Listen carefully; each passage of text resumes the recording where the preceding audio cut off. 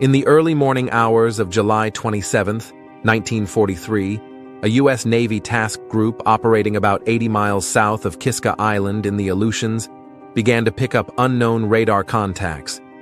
As their orders were to stop any and all Japanese reinforcements from reaching Kiska, the task group commander, Rear Admiral Robert M. Griffin, ordered his ships to general quarters and formed them into a battle disposition.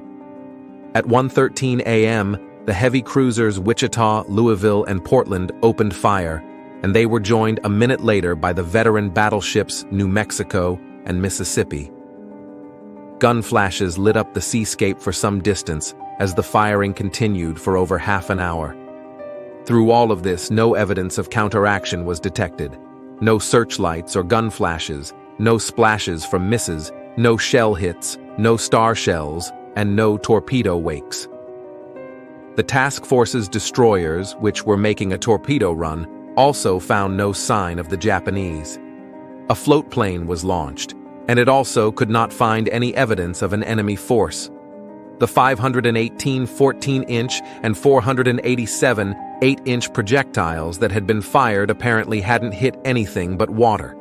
The eclipsing nature of the radar signatures, or PIPs, gave credence to the opinion of some in the U.S. Navy that the objects were submersibles, submarines, or even possibly whales. And while submarines had previously been used to reinforce Kiska, and certainly would have submerged upon being spotted and fired upon, it was extremely unlikely that they would have resurfaced from time to time throughout the fight to see how things were going. Nor does it seem reasonable that a group of whales had been rehearsing naval tactics in the area. The truth is that U.S. radar sets had been duped into indicating objects that just were not there. This deception was passed on to the radar operators and then on up through the chain of command. But the question remains to this day: what caused these anomalies? Was it the mountain peaks from the distant Aleutian Islands? Or was it atmospheric interference of some sort? Please leave your thoughts in the comments below.